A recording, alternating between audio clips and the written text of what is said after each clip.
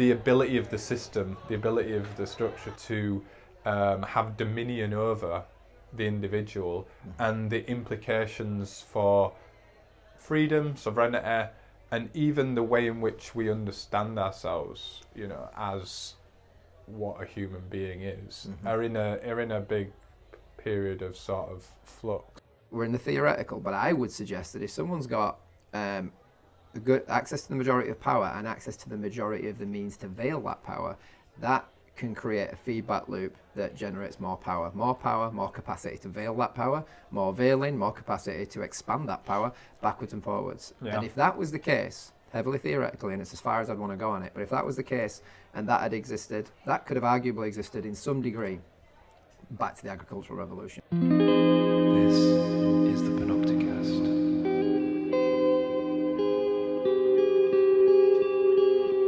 Conversations at the edge of freedom. Our motivating concern was that what we were trying to discuss relating to COVID and the strong signal of a totalitarian response was labelled conspiracy, despite bearing sufficient evidence and credentialed support at all times, and that this had caused a rapid stranglehold on free speech, first by media-driven social pressure and polarisation, and soon after, to varying degrees around the world, by direct legal, economic and physical coercion. All of these initial concerns have come to be accepted or recognised as credible based upon the evidence, with even the controversial proposals now proving worthy of enough credibility to have been warranted discussion, not blanket dismissal on the basis of being proposed a conspiracy theory. The vital point being that if a contingent of the population, all of whom were maligned as conspiracy theorists, anti-science, idiots, etc., had not maintained their heterodox position despite the significant social, legal and economic consequences, most of these realities would not have been investigated and come to be known. Begging two questions. What don't we know now, because we dare not look in sufficient number? And where is the public recognition of a societal misstep of such magnitude, which in generating such a level of suppression of truth could be counted as the greatest social threat of our times if it was to happen again? Well, let's start with that and then come in with question two. But there may well be unknown unknowns, but there are also speculated knowns that are still somewhat fringe, or there's evidence. For example? There's evidence that's emerged. I guess like the whole gamut of issues around, for example, the vaccination in terms of, and I know we can list them in detail, but in terms of what was supposed to happen or we were told was supposed to happen versus what did, and all the potential implications of that in terms of looking into the data to understand as best as possible cause and effect. Obviously we've got it's not, the problem is it's not obvious to some, but there's been a huge ongoing increase in excess mortality across the Western world. And I have no doubt that that's not solely linked to the vaccine. I mean, that would be unreasonable given all the other things that were changed, especially around lockdowns, mental health, physical health, alcohol and drug intake, just that experiment in changing people's lifestyles so dramatically, and the mental states. But what proportion is or possibly is. Which is the crux of any debate or argument with anyone in it. It's like that's what it would come down to. People who've got a more of an alternative view of it would say that there's more expressions of this in the kind of vaccine response and stuff like that, the results of the vaccine, and then other people would dismiss it and say this is all explainable just by lockdown effects. Yeah. But for example, I think there was roughly 10 to 15 MPs who've formally written to several officers within the state that are responsible for statistics, health statistics. There's a couple, 2 or 3, detailing what different forms of segmented data will be necessary to put this question to bed. So the very fact that they've written that, I think, indicates that data isn't available or isn't forthcoming. And apparently some of it has been passed on to the pharmaceutical companies. So the data's there, and apparently what the response has been, not necessarily to that letter, but I think prior to that, has been to say this would be some kind of issue around data protection, and in the letter, the MPs explained how this could be provided in a way that wouldn't be attributable at all to any given individual. So, so to the question, what don't we know that could be the case? I mean, yeah, there's a huge amount in the area, I think, of both the pharmaceutical interventions and the non-pharmaceutical interventions. I think just in this subject, but then as well, you can expand that out, can't you? To if we're capable of that level of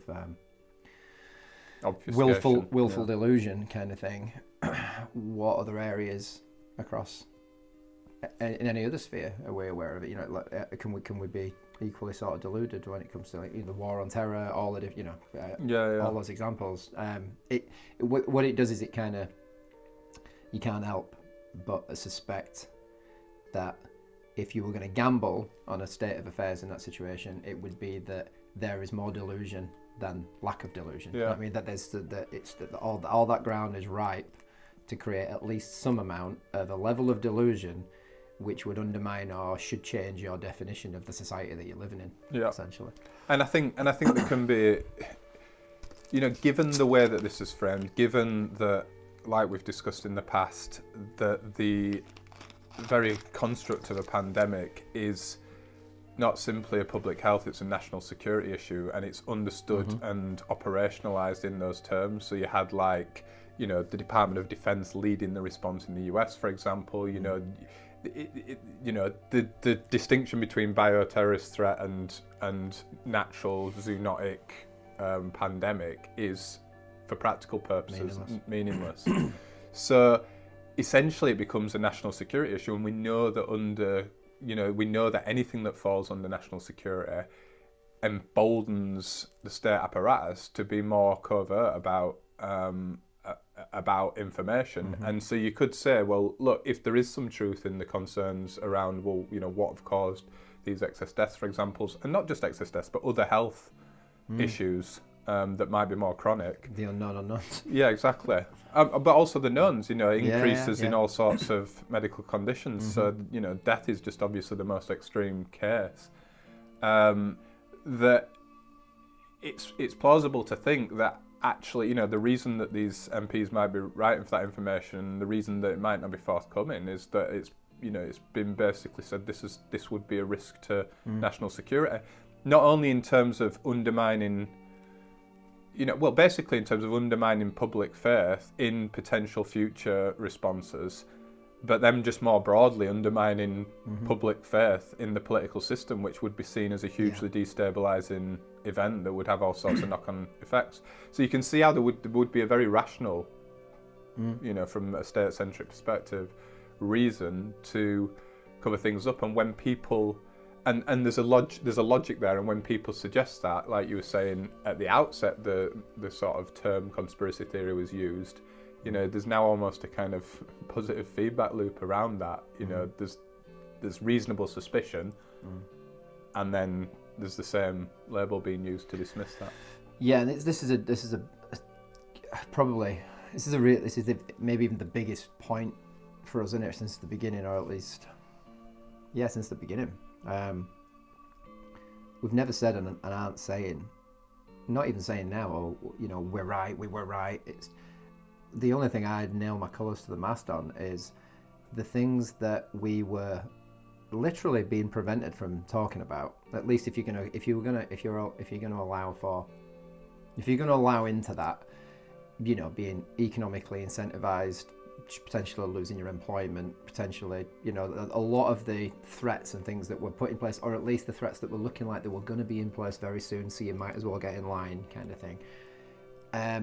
But even before even that stuff, just the social estrangement factor of seeing a standardized cultural response that was, like you're seeing posters on buses and in public expressing a worldview that is inherently counter to anything heterodox, to anything. Have you seen a conspiracy theorist literally saying, have you heard people talking in conspiracies? And then conspiracy being broadened to include anything that is outside what today is the establishment story. Yeah.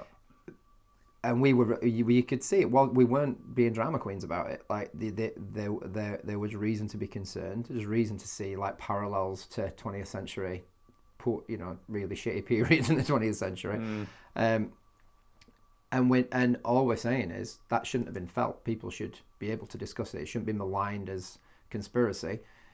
People shouldn't be pressurized out of holding a view which happens to be at the outset congruent with the evidence. Like all the evidence supported it, all common sense supported it, all historical precedent supported it, and then since then, all the evidence is just stacked on it until it's kind of foolish to even argue in the opposite direction now. And yet, still, for most people living their lives wandering around in this consensus reality, it hasn't really changed that much, and there's still a pressure to push in that other direction.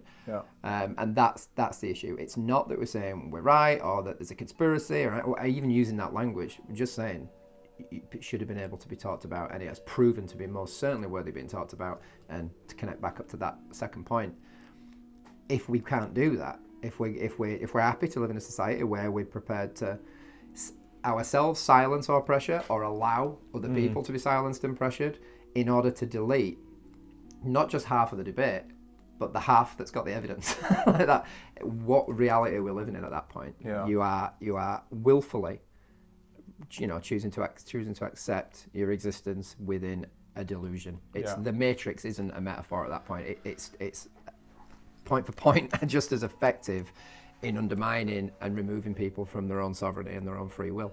Yeah, and I think as well there's that, the whole conspiracy theory label is an extremely political construct. It's been made that way, yeah. Yeah, but that is, who gets to use that word? What kind of class distinction does it imply? And who does it get applied to? I mean, ironically, it's usually understood as being something directed at elites. And yet there's a kind of reverse accusation that it's only the kind of working class, if you like, or the the people at the bottom of the pyramid that engage in this kind of conspiratorial thought because they're a bit muddy-headed and they don't understand the sort of way in which structural power actually operates. But I like to think of it in most cases, not in all cases, obviously. There are things well on the fringe that do kind of beg a belief, but within a wide margin of what's actually labelled that, I consider it as a kind of folk political economy. Does the pharmaceutical industry engage in conspiracy? Absolutely, and there's been the opium crisis. Do they genuinely care about the population health or not? Is there regulatory capture? Obviously, and it's been demonstrated. The financial sector. Does it engage in opportunism? Like, if we have a very skewed incentive structure, which I think late stage capitalism has, where any kind of control over the pursuit by concentrated wealth for its own interests has been hugely degraded, then you're going to get opportunism, you're going to get deceit, etc., etc. It's nature and human nature. Yeah. Like what happened to appropriate cynicism of power, of the government, where that work, it's not even a working class thing, it's just a common sense recognition of hierarchy and power and influence, and that people are generally out for themselves. What happened to that awareness of that? How have we ended up with a word like conspiracy that unquestionably, as a categorical fact throughout history, has been a reality? It is at the root of more than half of all the key political pivots in history. Every time something big happened, there's conspiracies involved in all of it, almost all of it. And who was the target of that? That word conspiracy then, when you heard the word conspiracy up to a certain amount of years ago, the instant picture in your head would be, elites congregating power, cartelizations of influence at the expense of the people, right? Yeah. And your instant negative image would be of the elite. Now when you hear the word conspiracy, just after 10 years, you say the word conspiracy, the implication that comes with it, the image that comes with it is an idiot talking nonsense, talk conspiracy theorist. So how we've changed what that, I like to say the word to you, conspiracy, and an image is in your head, and that image has changed. Is it a coincidence that serves any power? I'm not pointing at a specific power, the government, the this, the that. Just saying, conspiracy has been the key tool to broaden a power asymmetry between the people at the top and the people at the bottom, whatever that your definition of that is. It's been the key strategy. Secrecy combined with influence. There's nothing bigger than that. Yeah. And we've ended up, while living within a world with this level of economic disparity and media influence and monopoly and all the rest of it, while living within that, swimming around in that pond, we've ended up with the single word that can most easily point the finger at those people. It's ended up being turned around to be pointed at individuals who are trying to point the finger in that direction. Is that a coincidence? Is it just coincidence? Yeah, well, it's convenient, isn't it? Yeah. Certainly, Anything else on that? Just to recognise it's a mass. It was a mass trauma event as well, and I think that partly with what in terms of the question, and I think it's ripe for denial at multiple levels: individual, institutional, and social. Yeah. For sure. And that's links into what don't we know that we might otherwise know. I think we're in a very corrupted epistemic environment. Yeah. And I think so. Yeah, I mean the crux of what we're trying to get across there is we set out with a certain set of propositions, and I think we were very conservative actually in hindsight.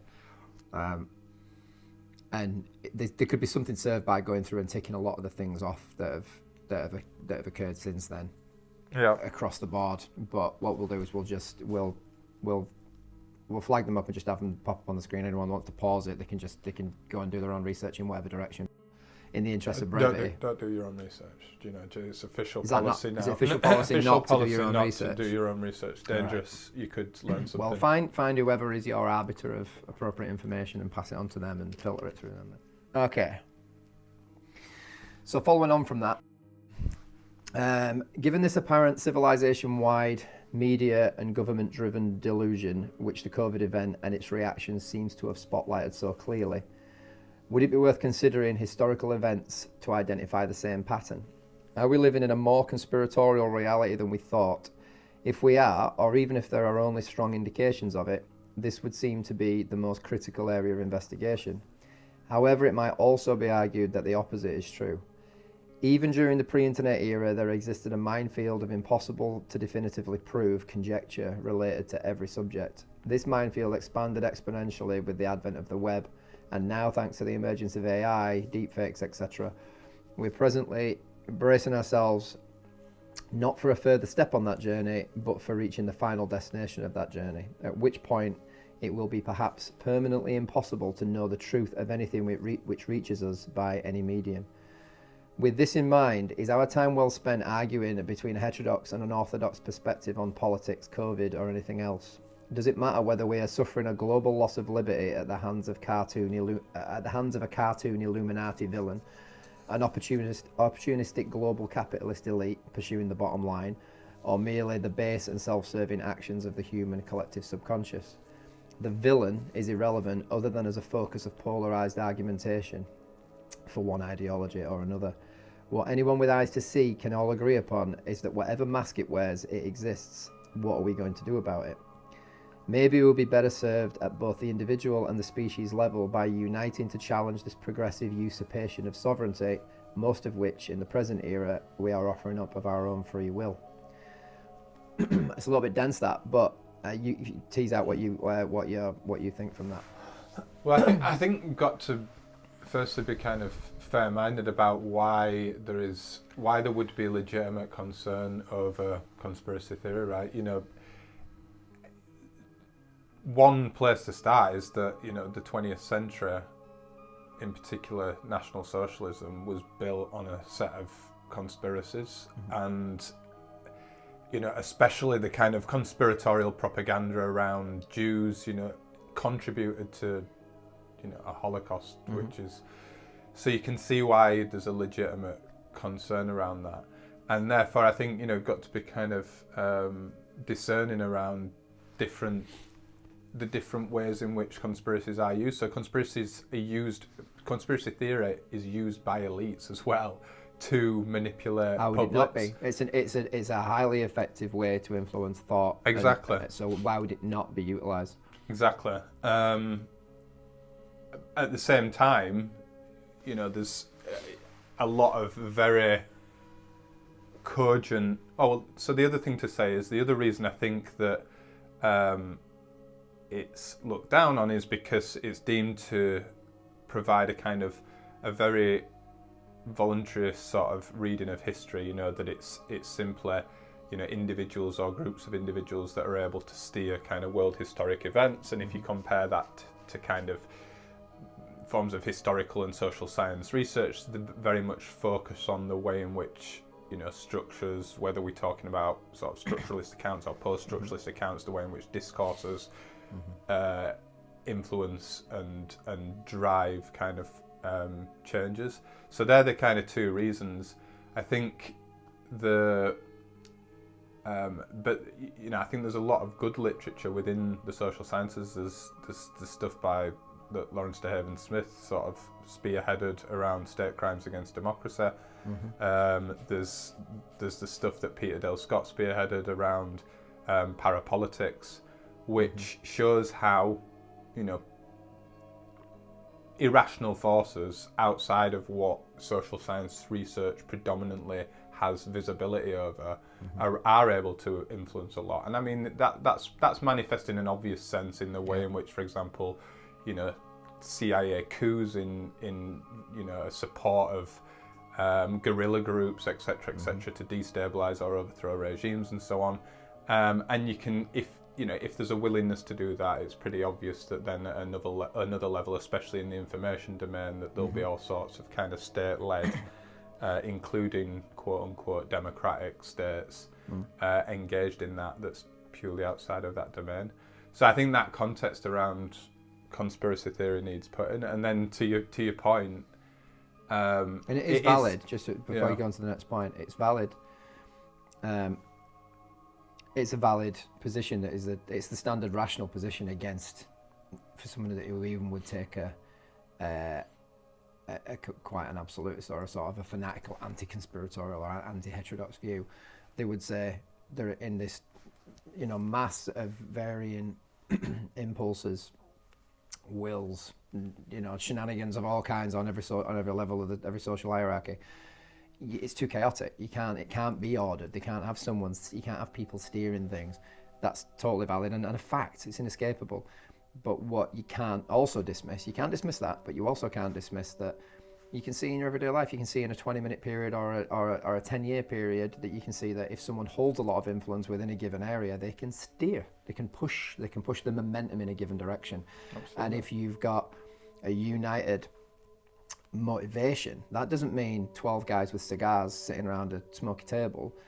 A global capitalist elite all share the same top 3 or 4 things that they want to see happen every morning when they get up, right? There's a shared culture there, even if it's this non-communicative. They don't need to be connected. They're connected in commonality of outcomes, right? And in that situation, you have and conspiracy is not the right word because there is no conspiring between those people, but you can still end up with a situation in which a shitload of influence and momentum pushes events in a certain direction, even without anyone even discussing it. And you've got to hold both those things, and you've got to what you've got to do is you've got to accept that at certain periods in history, the influence of people like that is going to be very diminished, and at certain periods it's going to be hit at a peak, which would actually look like the conspiratorial view that a lot of more extremist conspiracy theorist type people would lean towards. Sometimes it will look like that, and sometimes it'll be very, very benign, and you've got to be prepared to analyze within that whole continuum from one extreme to the other. And they can be self-reinforcing. I think within that continuum there's this sort of simple alignment of interest that are kind of unconscious or an theorized or whatever, for want of a better term. Then you've got there's a term for it, but I can't remember when I was reading in the philosophical literature about what philosophers have thought about conspiracy theory. There's a form where I know that you know that I know. There's that kind of dynamic going on. So no one has to actually, in terms of decision making or agenda setting. So no one has to actually quote unquote conspire. And then there is literal sort of spaces. And I mean, one of the things that's come up a lot during COVID is around these intergovernmental bodies, but actually it's mistaken to call it intergovernmental, because now, as many people have pointed out, in this idea of stakeholder capitalism, it's actually these groupings of government and government broken down into its different agencies, and significantly corporate actors, and significantly within corporate actors, a very as you mentioned, like a set of corporate actors in the context of an unprecedented concentration of wealth into a tiny handful of elites. I mean, is it any surprise under those conditions that a significant portion of the mass of the public look at that and say, well, I mean, they don't literally say this, but how can you bring this voluntarism sort of argument versus structure? Of course, the two are not, they're not mutually exclusive. Yeah. Like, if you've got a structural system that accumulates wealth in fewer hands, and then those groups that are accumulating wealth are able to further spike that system through lobbying, through the ability to mobilise resources like philanthrocapitalists, so who's been one of the most kind of, figures of kind of conspiratorial thought, people like Bill Gates, in the top 2 or 3 richest people in the world, involved in involved in spaces that are supposed to be the domain of publicly elected governments and publicly financed institutions. And you see the way in which philanthrocapitalism works, which is that it may well work on quote unquote public issues, but does so in a way which is supporting and growing industrial interests and concentrations of power and wealth.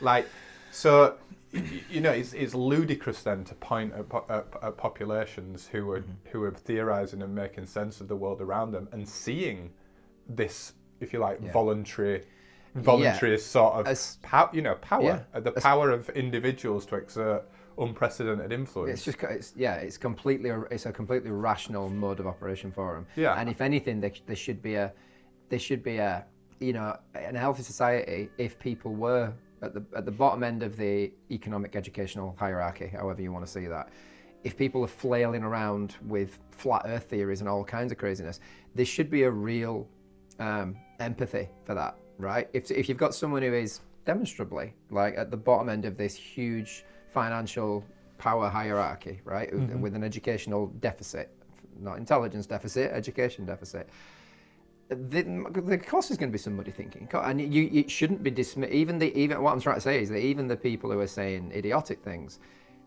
have some humility. Like that, people are trying to flail around in this environment, looking for. They see that it doesn't make sense. They see that their reality isn't as it's pretending to be. Yeah. And they're looking for answers to that. And if their answers to that are, a little bit, profane or nonsensical or whatever, that's not a thing to point at them and call them idiots. That's a thing to recognise the deficits in our education system and the sense-making capacities of the entire society. Yeah, and I would also, strengthen that by saying a significant proportion of it isn't nonsensical. That's important to tag on there, and it's looking less and less so. Like, you can point to you can do the lizards and the flat Earth people, fine, but I've already run out. Like, there's nothing else careful. There's very few things, nothing that occurs to me right now that I would roundly dismiss as idiotic. Yeah. And we know what the idiotic ones are. But yeah, there's more and more. I think as your humility expands as well, you look at things that you might have dismissed before, and you look and say, well, do I really know? What do I really know? And this kind of gets to the whole point of that, this sort of area that we're looking at.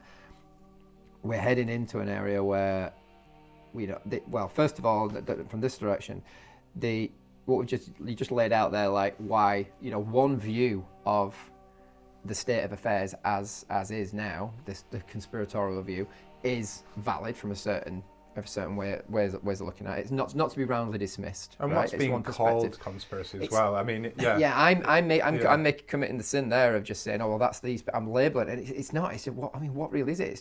It's just We're just talking about people who've got a heterodox viewpoint, a viewpoint that's somewhere not in keeping with what they're being told to think through the media pathways that are controlled by power generally. And anything that diverges from the official narrative is usually called conspiracy.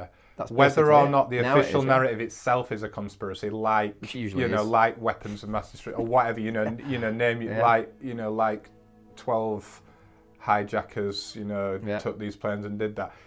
Objectively speaking, if we're using it in a kind of rigorous terminological sense, both those things are conspiracies. Yeah.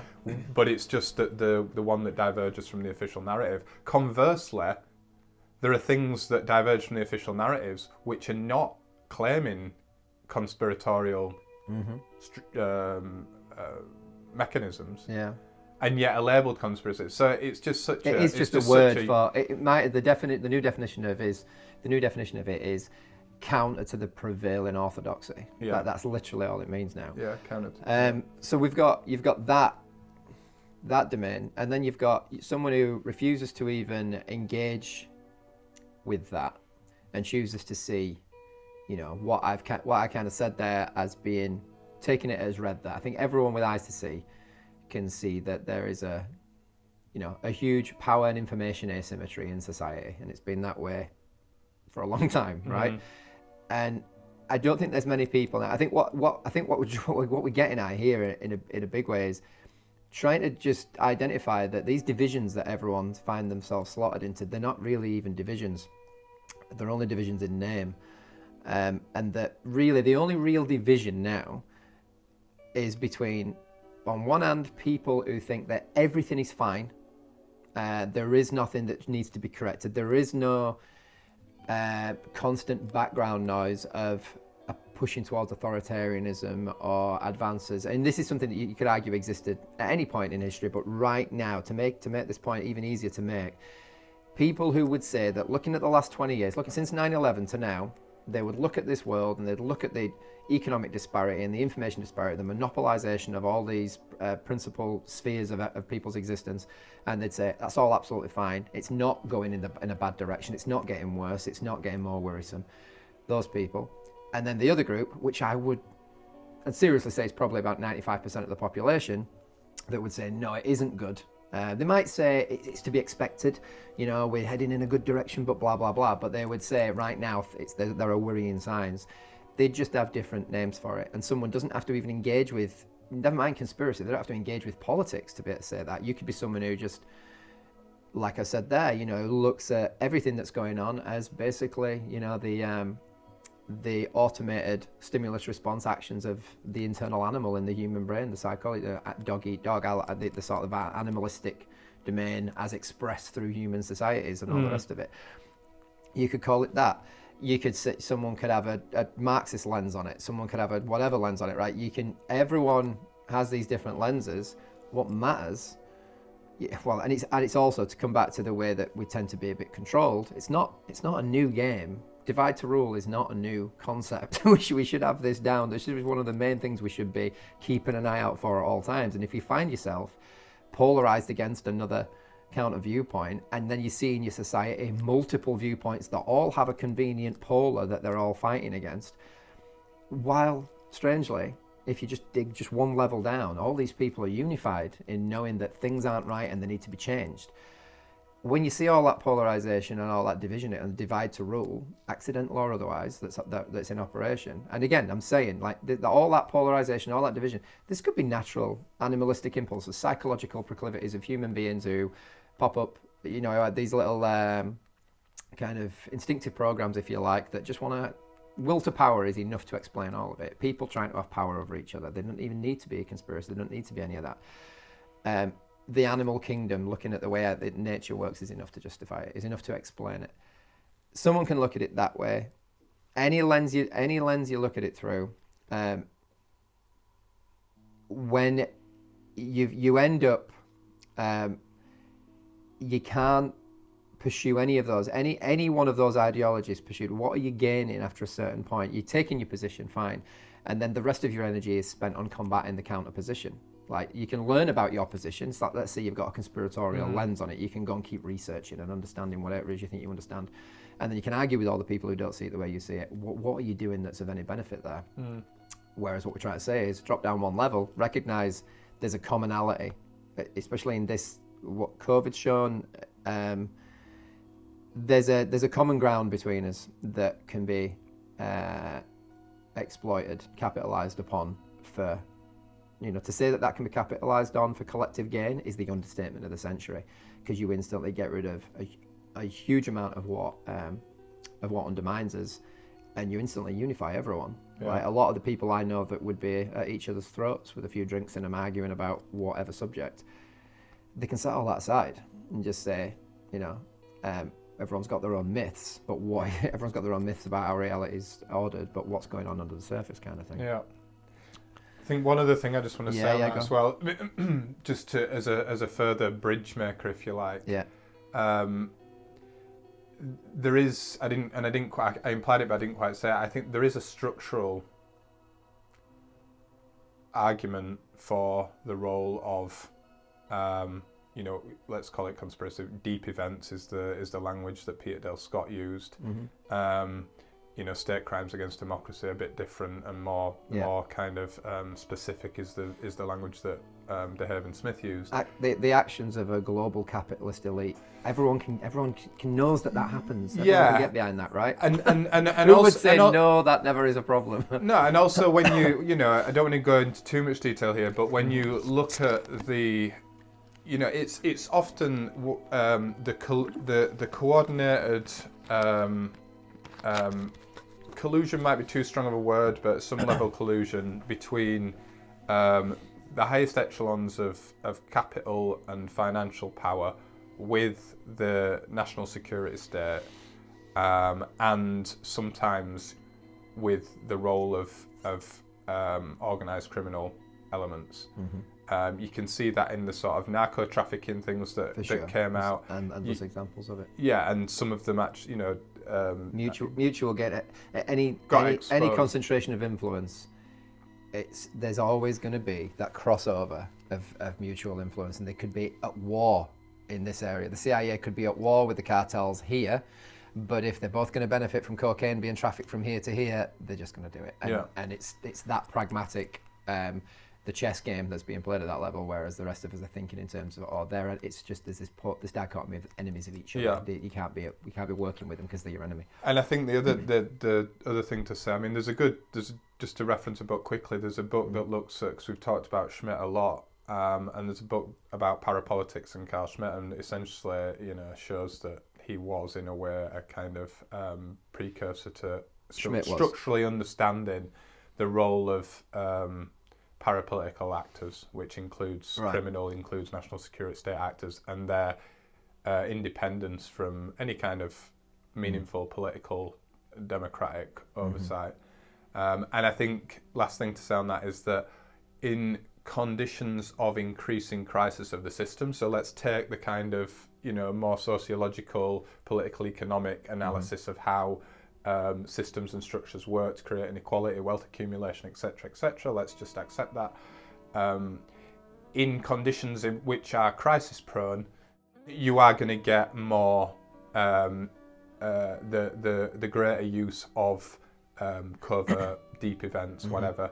Couple of examples, following the end of World War II, there was what's known as Operation Gladio, in which a stay-behind army was left in Europe, ostensibly or officially, in response to the threat of a Soviet invasion, spread of communism, and that those sleeper cells could essentially be activated as later on they were engaged in a bombing campaign. And exactly. Like, so then it came out, and essentially it was referred to as the strategy of tension. But there was, in order to manage domestic politics, especially in Italy and other European countries, there were false flag terrorist attacks that were coordinated, including by the CIA. Yeah. So and that was you can understand the logic of that, whether you agree with it or not. You've got a hegemonic power that's whole interest is vested in a capitalist world order,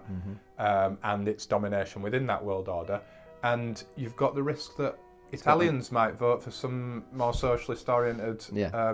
So that was a period of upheaval and sort of world historic events. You're going to get the use, therefore, of more parapolitical events. And I think, we're in a similar period. Now, that doesn't say any given thing is something, but it provides, and you could do it in a much more thorough way than I am doing, but it provides a structural argument, so it should satisfy the social scientists, if you like, or that way of thinking, for why covert power would be used and how it's detached from any form of democratic accountability. And you can see that when you look at congressional hearings around, say, the origins of the virus, you've got to be pretty blinkered you to see not see how is... there are certain areas that are just out of out of reach and again on that basis, you've at a lower level, you're going to see concentrations of power and people conspiring, if you like, on one level, and it could happen as influence moves up. You look at something like Gladio, you're looking at something on the globe, on the geopolitical stage, you're going to see things happen, but it's going to be relative to the amount of capacity that exists for secrecy, for a veiling to take place, for things to be hidden, combined with the amount of power that's there. You really, to take that anti-conspiratorial, naturalistic sort of view again, all of those things, you don't have to work too hard to just see them as the same basic mankind climbing over each other to get more power to look after my kids and my wife kind of thing, right? And that manifests in an individual in a very simple way. I'm going to try and take power from this person or whatever. But as soon as there's three people together, they've all got that same personal objective, but they've got that overlap of each other's objectives, and then you put ideological commonality between them, you put state-based commonality between them, you put financial imperatives between. That's the root of it, isn't it, right? So what I'm saying is there's an explanation at the root of what people would call conspiracy or collusion, just in very, very simple rational self-interest. So you can be very, very pragmatic about this and very, very nuts and bolts. You don't need to take any flights of fancy. You just need to look at what the world looks like, what has happened demonstrably in history, and look at what human nature is, and you can see what we see is what you'd expect to see. And just one small addition and we'll move on, but largely it's an argument around, and again, to sort of make it into more of a structural argument, about how democracy is managed. And obviously a lot of people look at that, and there's ways in which it's managed that are sort of transparent and available, I guess, to kind of formal social science research, political economy research. So take, for example, Chomsky's manufacturing consent, a political economy analysis of why you would expect a media, given its ownership structures, etc., to produce content that has a strong ideological component to it, right? You can also look at, more easily, lobbying, formal lobbying. You can then develop theories around regulatory capture, which is a common kind of framework of analysis based on sort of rational choice within structure, etc.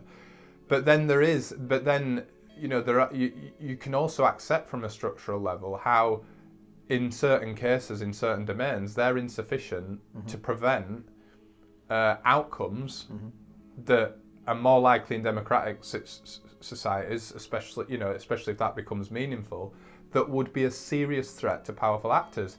And if the systems of lobbying, financial influence in politics, ideological control through media and ownership structures, and are insufficient, then you use covert means, and examples are CIA overthrows of governments, the assassination of Allende in Chile, in Argentina, Iran example. So and then it's just gaslighting to say that there are not conspiracies, some of which come to be understood, but if and then once you've got to assume that. Yeah, you've got to assume that there are likely others that... Yeah, and I think it's worth just tagging on the end there as well, that to get slightly more esoteric about it, but only very quickly, something we've discussed a little bit before. If you can assume this kind of... when you look at it this way, and if you can accept that level and that they could be... you only have to go one step further from that to say that those kinds of collusions, as soon as they become encultured there is a discourse between shared influence, people who've got shared, common values and objectives, then you do have concentrations of power that start to look a little bit more like the cartoon version of the conspiracy type stuff, right? But it's still completely credible. There's nothing that hinders that. You've got to give me an explanation for what hinders them from doing that, right? Yeah. And then if you can take that, and then we're going more into the theoretical, but if you can take that as a possibility, then consider the fact that those groups that are likely to have overlapping ideals and goals tend to be the people that have got the access to the monopoly on violence, governmental institutions and sort of elites and whatnot. So they've got media, capacity to inflict violence, war, right? So you're talking about the groups of people who have more power, right, than everybody else. And if someone's got power and technological capability to veil that power, more, media or by whatever means, we're in the theoretical, but I would suggest that if someone's got good access to the majority of power and access to the majority of the means to veil that power, that can create a feedback loop that generates more power, more capacity to veil that power, more veiling, more capacity to expand that power backwards and forwards. Yeah. And if that was the case, heavily theoretically, and it's as far as I'd want to go on it, but if that was the case and that had existed, that could have arguably existed in some degree back to the agricultural revolution, back to the start of early states. And it might, and maybe not, and probably not, right? And it could have existed for the 20th century. That would be the easiest one to argue for it, the turn of the 20th century, First World War, around that era, that you could have something like this take place. And if that happened, that this exponential sort of veiled reality at that point, you're in this hidden domain, this very theoretical, very just possible domain. If that happened, the world that we end up living in, that humanity ends up occupying, very quickly becomes an illusion. There is a veiled, very powerful and very veiled reality behind the curtain of our normally visible reality that can only get more powerful and more veiled. And you're getting into the domain of the sort of the simulated reality type of thing, cognitive simulated reality. It becomes the level of what you witness is so far abstracted from what is the real truth there. Again, massively theoretical, but it's interesting to consider that there's nothing we've said anywhere in that build up to that. We've got to quite an extreme statement I've just made there of something that's possible, right? No one can rationally dismiss that roundly. It's that same thing again. If you can't dismiss it. You've got to be. It is a possibility, and that's a shocking possibility, and it's a possibility that's not hindered in any way throughout any of this. So it's just, I think it's a good mental exercise to break out of the bias against any sort of conspiratorial thinking, in the sense of it's not cool to think like that because it's contrary to the sort of the very the consensus reality as expressed and coming down the tubes through all these media pathways. If we can agree that something exists, whether conspiratorial, opportunistic, or merely natural / economic, which for whatever reason seems to undermine individual liberty, increase delusion, and maximize the commodification of human beings. And furthermore, if we can agree, as I'm sure all of us can, that these things are inherently dehumanizing and counter to even the simplest of human rights, and therefore evil by any meaningful definition of that word, then how would we go about coming together to undermine it? Someone once said, when trying to understand a system or process, don't look at what it says, look at what it does. The main pattern we see in Western civilization and its peripheries appears to be an almost fanatical focus on inspiring base instinctive responses in the population. Fear, shame, tribalism, etc. It may be that this happens to be the most proven and effective method to control individuals and societies, making them predictable, programmable, and divided. More simply, perhaps it's just the fastest way to monetize a consumer. But regardless, and staying with our conservative mode of assuming a cause which is entirely non-conspiratorial, how might we all work together to counter this agreed upon evil? Our proposed answer to this has two components, both of which can be engaged with to any degree for greater and lesser immediate gains. First, we propose that we must first withdraw from these instinctive, animalistic, easy paths of least resistance which undermine us via the weak link of our internal animal, then harness us with greater and greater ease as we increase in division, fear and estrangement, thereby becoming more instinctive, reactive and malleable. To reverse this, we must manifest the opposite of animalistic survivalism, human union. To reverse this, we must manifest the opposite of animalistic survivalism, human union, social value, purpose, reverence. We do this aided by a return to prior working modes, which value our true evolutionary environment and social history throughout the entirety of the life of our species, i.e. our true habitat. Key qualities of our true habitat are natural sovereignty, non-domestication, and social, physical, emotional, nutritional, psychological and spiritual health within the supportive, evolved environment which we are optimized for and potent within. For 99.9% of our history, there's a certain way that we've operated. It doesn't matter whether there's downsides to that, and the things that people would point to when they're trying to de-lionize a hunter-gatherer community, they would say, well, there's disparities in power between men and women or whatever. There's things, but it's also the way we've evolved, and it's the way that every kid that's born is born a Stone Age baby, and then we learn to not be a Stone Age baby. We're expecting certain nutritional, physical, emotional, nurturance facts to exist that just don't exist in our society. And what I'm trying to say there is by returning to that habitat, and that can be a physical habitat, as in not living in the concrete jungle, living in something that's more in keeping with the way you've evolved, and it can be an emotional habitat, and being as in being in a tribe of people who care about you and who you care about, and there's a shared meaning and a shared commonality and reciprocity.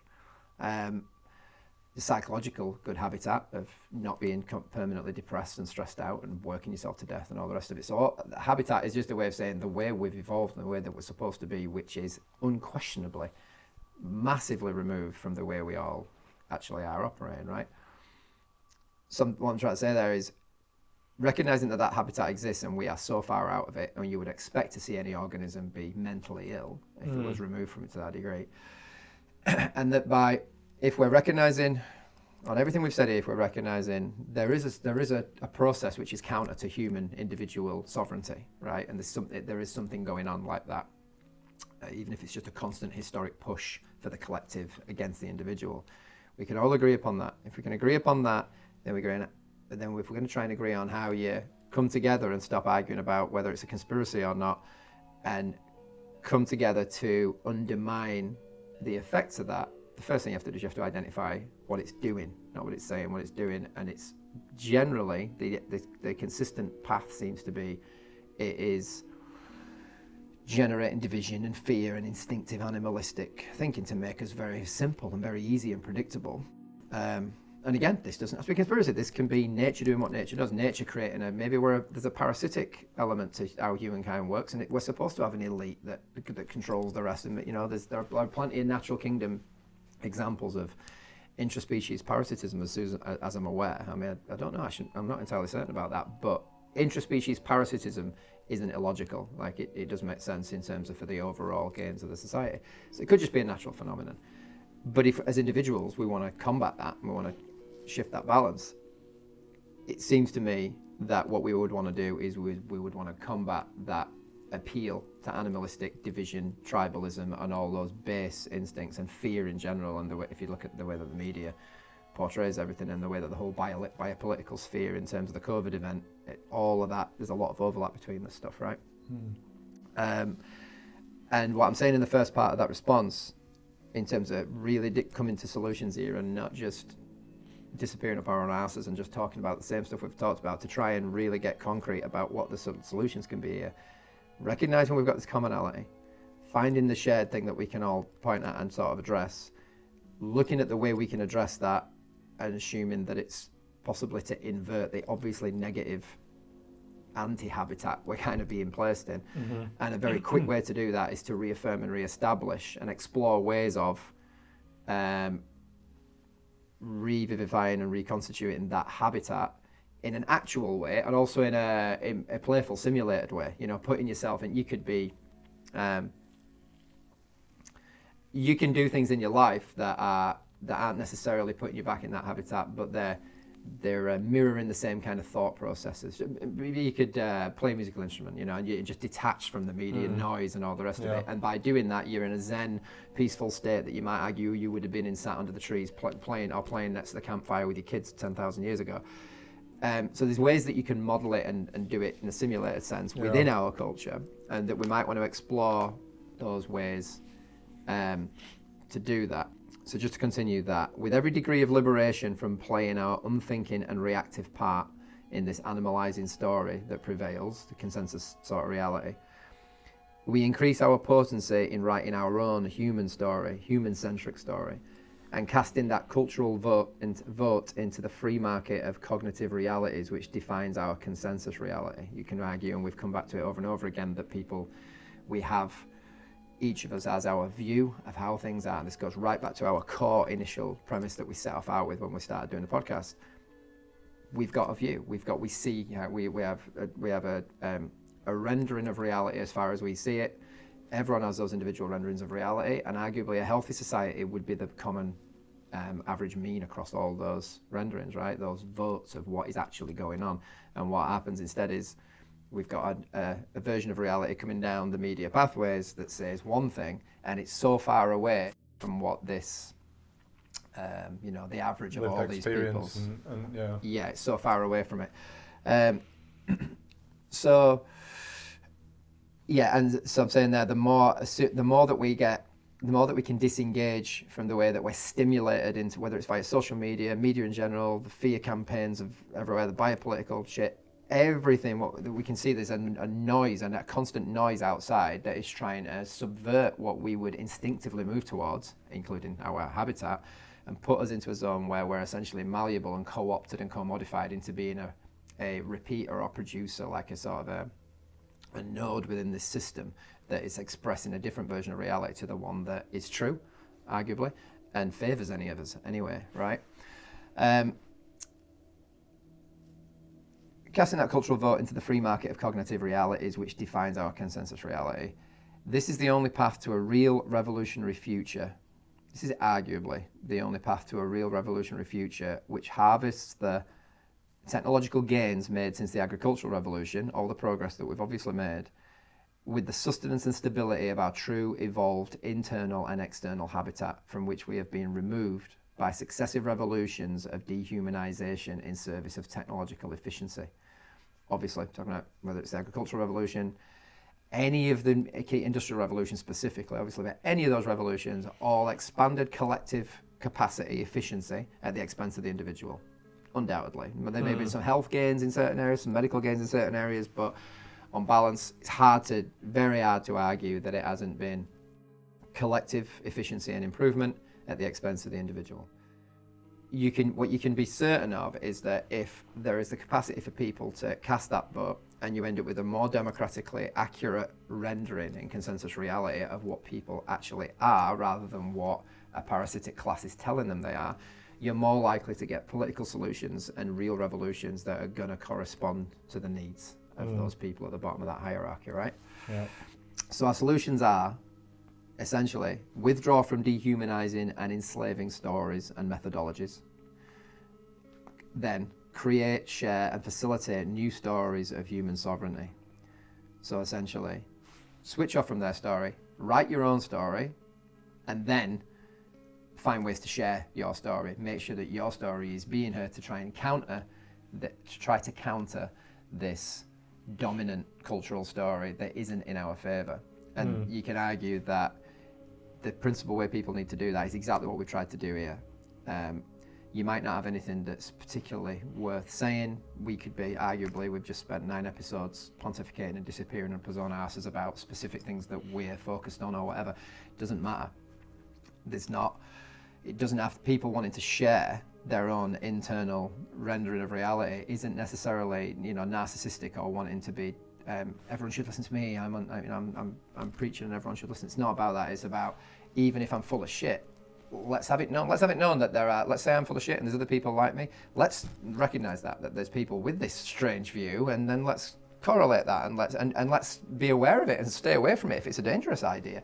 But it has to be visible. It's the free speech thing again, right? People should be talking, because aside from that, what's actually more likely is that people being encouraged to speak, especially the voices of the people who, let's face it, there's a certain, the other end of the narcissistic spectrum, and everyone that's in the middle that tend to don't feel like they want it, they don't feel compelled to share their view of things because they're humble about it, right? The people who are more likely to share the views are the people who arrogantly believe that people should listen to what they're saying. Yeah. So at the moment you've got a sphere that's dominated by, and I would argue, and you can see it across social media, and especially the YouTuber phenomenon, it's dominated by a pretty narcissistic leaning sort of tendency, not everywhere, but in part. So I think you could argue, in closing, that a big movement forward would be to compel or at least encourage people. It's kind of the thing of the only people that should have power are the people who don't want power. In the same way, the people who mainly should be sharing their internal rendering of reality are the people who don't feel particularly compelled to, because they're more likely to be humble and they're more likely to have something worthy to say, especially as a counterbalance to the overall sort of reality blueprint that we've kind of got. Yeah. Go. There's a hell of a lot in that. I mean, going back to the habitat thing and the gains that have been made in some domains, but often at the expense, I guess, of the habitat as you've defined it, and trying to sort of connect that a little bit back to the earlier points, maybe around sort of analysis of power and conspiracy. Like, another thing that's come up a lot is with us. Well, not with us, but in the COVID context, is around the Great Reset. That's become something. You probably go look on Wikipedia, it'll be a conspiracy theory. What it is, in fact, is a book, by Klaus Schwab, who was the head director, whatever title. Head Bond villain. Yeah, of the World Economic Forum, plays into the kind of stakeholder capitalism stuff we discussed. And it's not only a book, but it was part of their kind of promotional materials for the opportunity that the COVID event presented for their agenda, whether one sees that as positive, malign, or somewhere in between.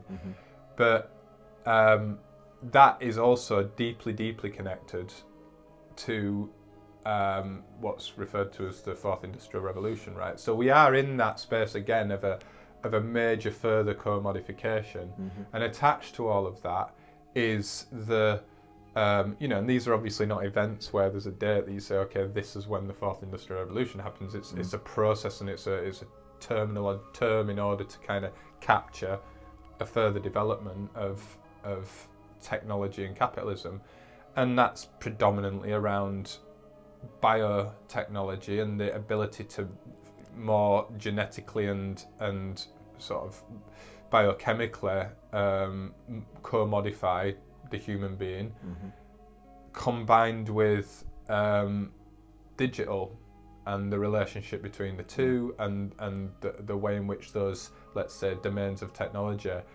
intersect and support each other. And you can include within that spectrum everything from ideas of neural links to increased sophistication of what Agamben called biopolitical tattooing, the ability of detailed AI to identify you based on your iris, probably from security cameras, right? So in terms of that, if you just like collectivist, just it might not be the right word, but the ability of the system, the ability of the structure to have dominion over the individual, and the implications for freedom, sovereignty, and even the way in which we understand ourselves, as what a human being is, are in a big period of sort of flux. Arguably the biggest period ever of flux. The before and after it moment now is going to be different to everything before. It's going to be a crazy time to be alive. And like one of the things I wanted to bring in, which I think links to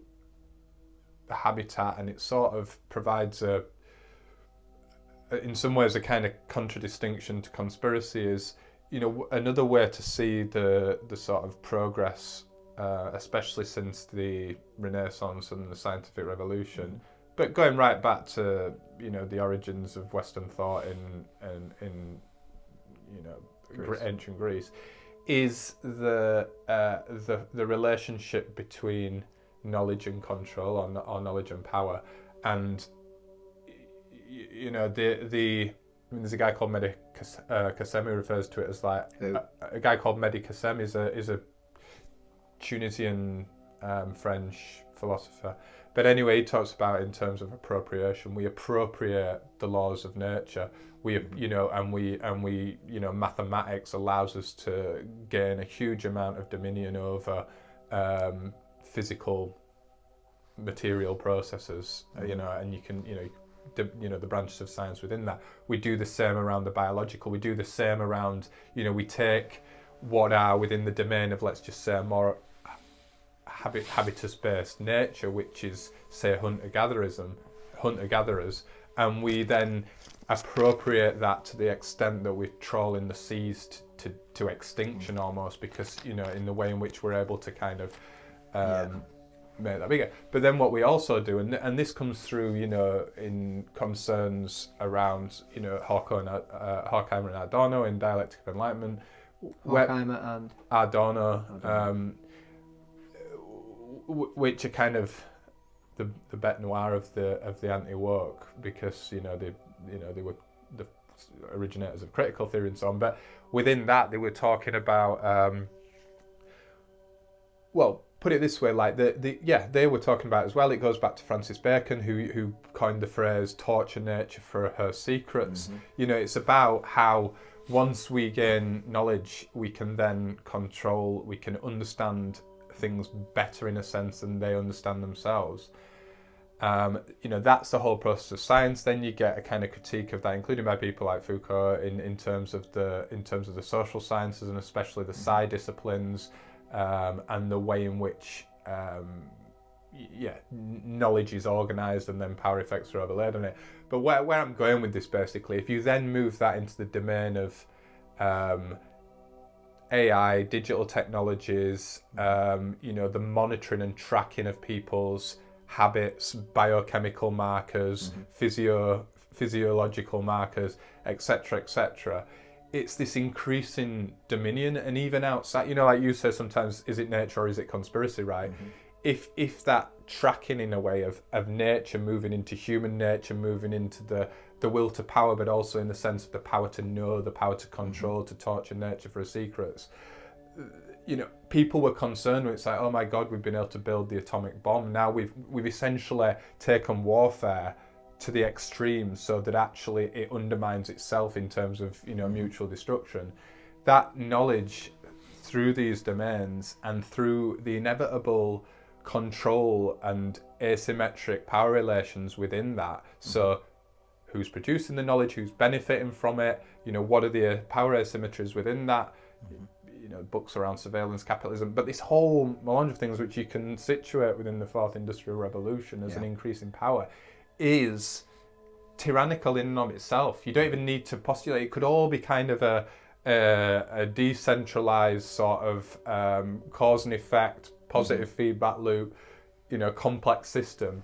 But precisely that kind of will to know and control is now, an apotheosis, and I think that's what people are feeling. When you were talking, I think earlier before we started recording, but about the neuroses, the anxieties, the mobilization of kind of fear, and you were comparing it to almost like a rabbit that's being caged and that's like gnawing its own paw. I think once the human being is interpolated and rendered in that way by these structures of power, knowledge, surveillance, data capture, etc., and then you overlay the history of states, and that's the kind of situation. And so again, going back to conspiracy, any kind of the huge anxieties about that, whether or not some of those analyses are wrong, partial, of course they're going to be partial, and of course some of it or much of it could be wrong, but it's certainly a zeitgeist, and it's certainly anchored in a legitimate and essential concern over fear. And I think that's why what you just laid out in terms of the solutions around sovereignty, around decentralized, around systems that I've heard it be referred to as architectures of sovereignty, So you could say open source was an architecture of sovereignty because it allowed us to actually see the workings of the machines, if you like, as a community with structures within that, etc., etc. But without those sovereign architectures and without a kind of, then the co-modification thing that you talk about is just kind of go into the stratosphere. I think it's worth as well putting in a point that you made a few episodes ago, which is exactly right, that there is no absolute sovereignty either. You know, like there's a relative. We can hopefully shift the bar back a little bit to where it's been in the past.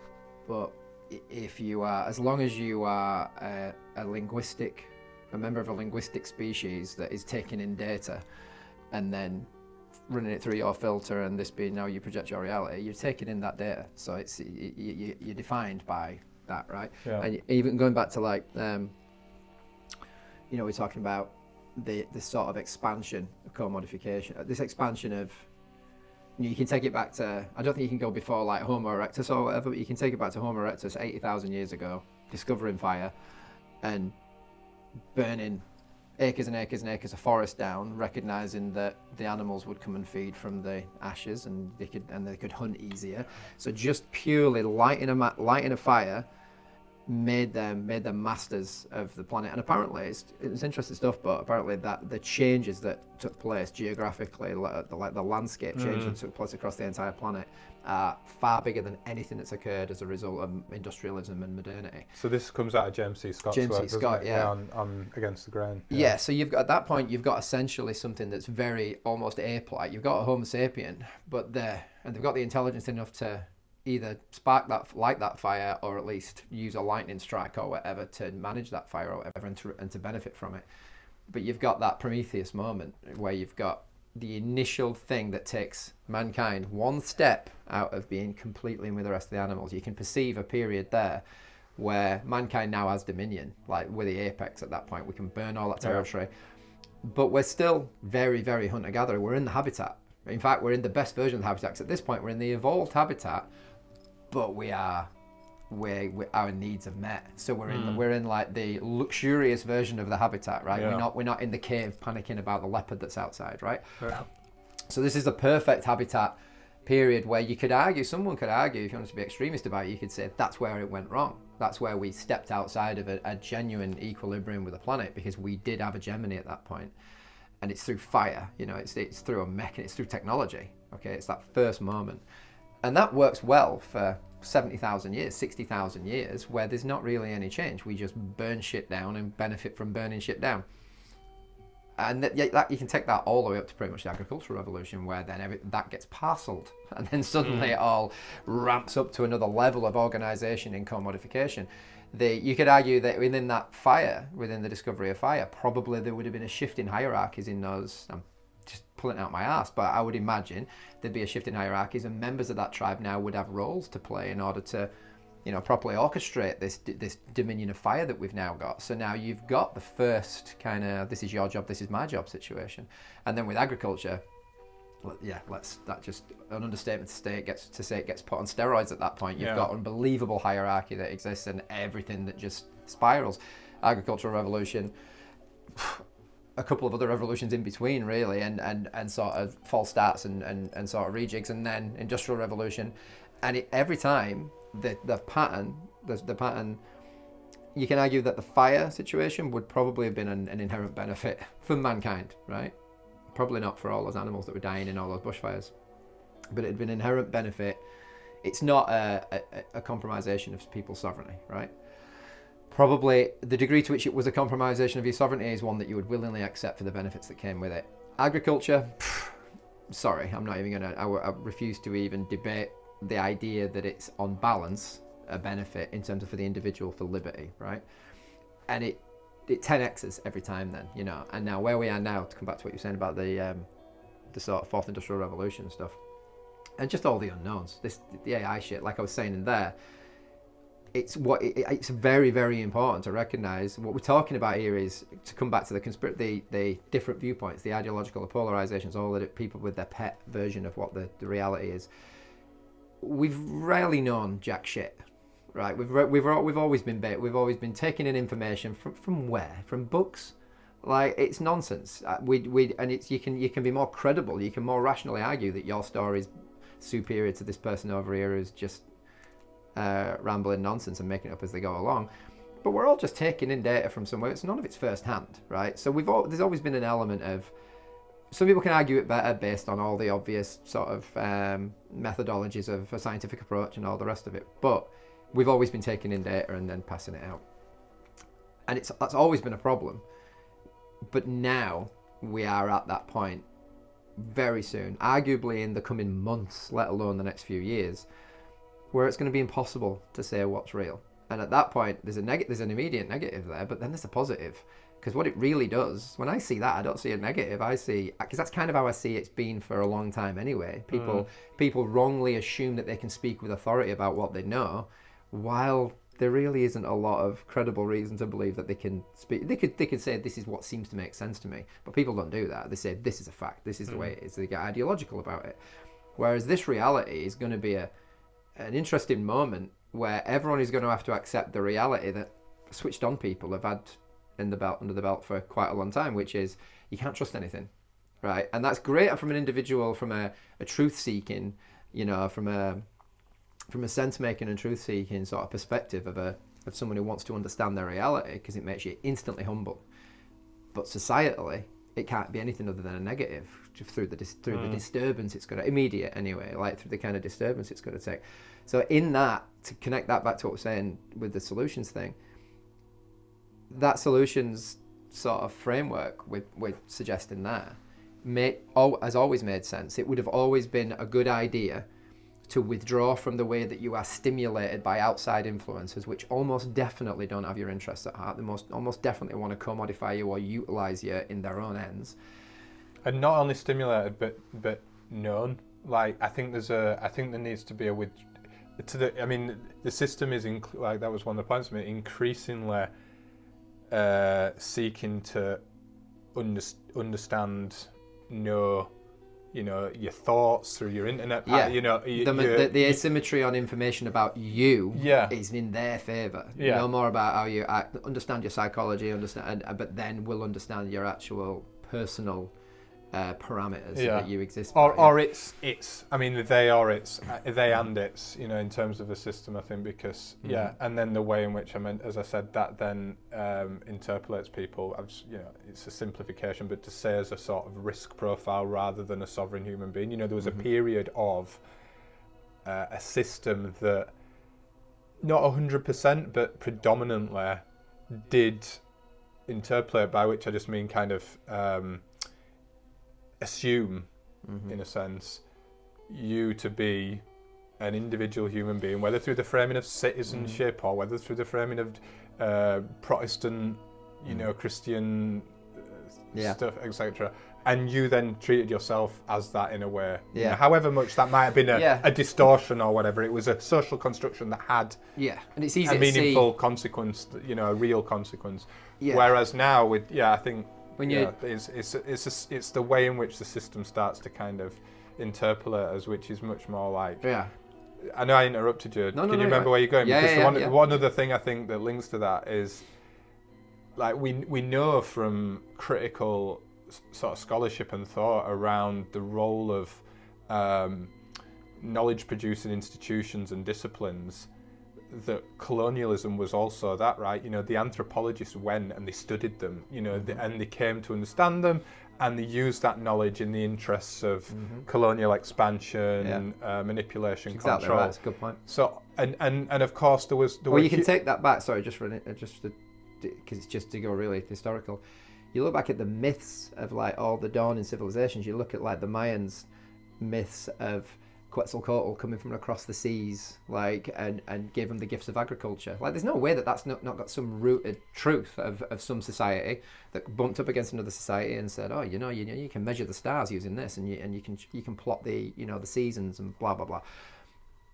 But was that a gift, or was that something that ended up then usurping the sovereignty and the actual in harmony existence of those people and turned them into agricultural structures which could then be which would then exist within a network of other structures and all the rest Yeah. of it. So just the information that gets brought to you can be either willfully or not, can be slavery that's being given as a gift kind of thing, can it? And just like Yeah. with the colonial example, I think it parallels. Yeah. So so just to really briefly finish that, I guess the colonial example is, let's say, an intersection of capitalist expansion with geopolitical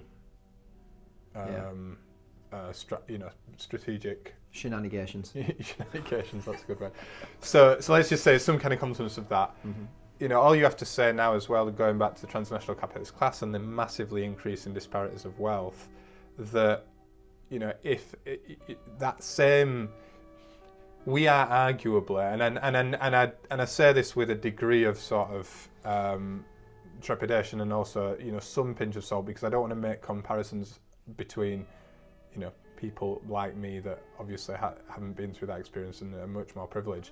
But there's an increase in, anyone can recognise So it in terms of the ghettoisation. Yeah. In terms of the ghettoisation within the West, I mean, you look at America, it's most extreme. You've got people camping. Yeah. These are the colonial underclass. There's no different. With a globalised world in which, in a sense, space-time have compressed.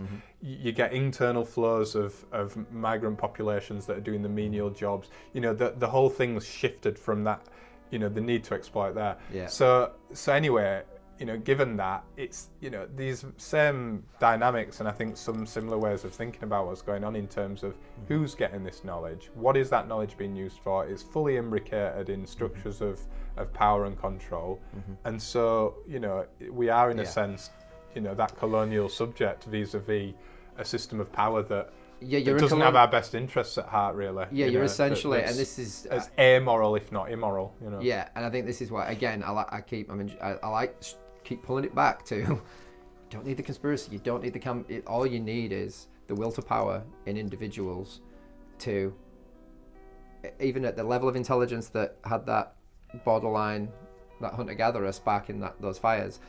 Any level of human intelligence has the capacity to stimulate other human beings informationally. I mean, this is arguably the thing that made us different, that like as soon as you've got language and abstract thought, you can mobilize armies then, right? You've got, as soon as you've got a story that can spread around people away from you, we're in a different game entirely, But even down to the most simple level, two people sitting in a room. If one person's got more information about the domain that they're existing within, they can provide a level of stimulation that suits them more than them. It's the most simple, basic fact that we all understand. It's way below anything that gets Machiavellian. It's just common sense. And that is nature. And there's nothing wrong with that. And it's not even to be, well, that person's evil or manipulative. They're arguably not at the peak of humanitarian values, but they're really just a stimulus response. It's the animal version of themselves that's just trying to get power, right? And that whether that's going on with one person in a room, or something at the local level of comparable sort of scaled up but comparable, or whether it's the government or the global capitalist class that want you to buy more dumb shit, it all comes down to Homo sapiens stimulating other Homo sapiens to bring them under their influence in order to serve their benefits, right? So I think what we can agree upon, like as a really good foundational base fact, there has never been a time in history, and no one can argue against this, there's never been a time in history when it wouldn't have served you to at least be as aware as you can. Maybe sometimes you're being stimulated from the outside by something that's, a benevolent king. Maybe you want to go along with that. Maybe you don't want to fight every authority outside you that's trying to sway you in a certain direction, right? There's arguably been times in history where you were being stimulated to go in a certain direction, but it was in your own interests, right? But generally speaking, given that the majority of the human psychology tends to be grabbing power for itself rather than looking after other people, you would want to at least be hyper aware of the ways that you're being stimulated. And I would argue that now, in this current arena, in the social media landscape that we're in, and just the ridiculous degree of inverted capacity for sense making, it's not just neutral or like slightly negative, it's like everything's it's opposite. People are they're not staying in the neutral zone, they're being deluded. We're being more deluded, like there's more capacity for delusion. Not just I don't know, it's I know but I'm wrong, right? So I would argue, and I think everyone can see this in their daily lives, everyone knows if they turn the social media off they feel better. everyone knows if they don't read the newspapers every day and just go through this pile of fear that's just being delivered into the neocortex every day, like, they know they're better off without that. And you can argue that there's a certain degree of, you want to be connected to culture, you want to be potent and mobilized within culture, so you have to have your toe dipped into that. Maybe not. But either way, reducing the way that you are being stimulated, let's put it this way, cutting off that stimulation. As soon as you cut off that stimulation, these influences, whatever they are, whether they be conspiratorial or reactive, natural, whatever, you are instantly invincible to them. Because the only way they get to you, I mean, the hammer's not coming down. They're not coming for you right now at the door to say you're not doing what we want you to do, so we're going to take you to the camp. Maybe that's coming. But right now, any ways that your mind can be in any way modulated by these systems is gone as soon as you turn the TV off, turn the internet, you regulate, say you cut it to zero. And arguably now, by doing that, you create a necessary space for being able to perpetuate healthier ideas that are more in keeping with sovereignty. So I think, to come back to that solutions thing, it's that puts you in a position then where you can generate your own, you can finally have some empty space in which to figure out what it is you even think is going on, and then share that, perpetuate that. I'd arguably create culture to perpetuate that. And it's not saying, how could you believe that you've got something more intelligent to say than anyone else? The point is, have it known. At the moment, there is a suppression of the individual's many different expressions of this, and a domination and a sort of a massively amplified story that we're all supposed to be going along with. And that story is not doing anyone any good. Suicides higher than they've ever been. Western malaise, depression. There's no doubt that this is not a good situation. We don't, again, not pointing to why it's not a good situation. We can just all see that it's not. And I don't know that I've got a lot to talk about with someone who would say, no, it's all okay. The people I'd want to talk to are the people that say, no, it's not okay. And I'm a Marxist and you're a this and you're a that, but let's just recognize it's not okay. What can we all agree upon that sends us in a good direction? And that would arguably be turning down this overly amplified parasitical voice that's screaming in your ear constantly, and seeing what your shared ideas are about an alternative to that, and perpetuating it. So how do you see that solution, on that solutions basis, which we've kind of come back to, and slowly that's the thing that stays preeminent, right? We keep thinking, well, that's, how do you see that? How do you see a good way to move forward to, obviously the reducing of stimulus, everyone knows that. Cut down on the social media, choose your information pathways sensibly and all the rest of it. Everyone knows that, and you can immediately fix your depression, fix your lack of potency or whatever by doing that. But then once you've done that, what are you going to do with it? What are you going to do with this space that you create? And you might want to take some time to hone that space, and maybe that's fine for the rest of your life. Sit under your tree and just don't be in their game anymore. But you at that point might have a value that can be played in putting a counter energy into this dominant voice that's there. Yeah, well, I guess we'll discuss that more, but I think like you said at the start, a form of bottom-up anarchism, this idea of sovereign architectures, because you can sort of drop out if you like, but you are, even if there's the needs of an economy, there's the needs of the division of labour still to some extent, although ideally it would be reduced. I think it's localise wherever possible, but there's needs for investments to do that. Do you know what I mean? There's a lot of tools or levers, if you like, that are captured within that parasitic system that need to be liberated in a sense, whether that's and people try, don't they, like local credit schemes, so you can actually mobilise the idea of credit, which is it's a natural thing. It's like paying in advance to get people to come together to build things that will then distribute wealth over a longer term that will actually be efficient, etc., etc.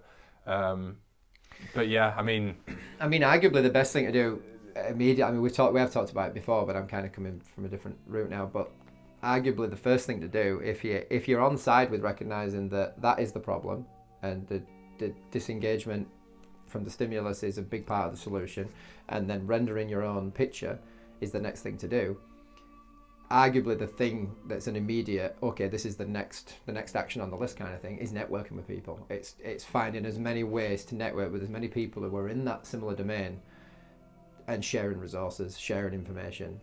Because you're gonna, at that point, we've got this kind of, our way of laying it out there, you know, anyone that has come to a similar conclusion or is open to accepting the basis of it,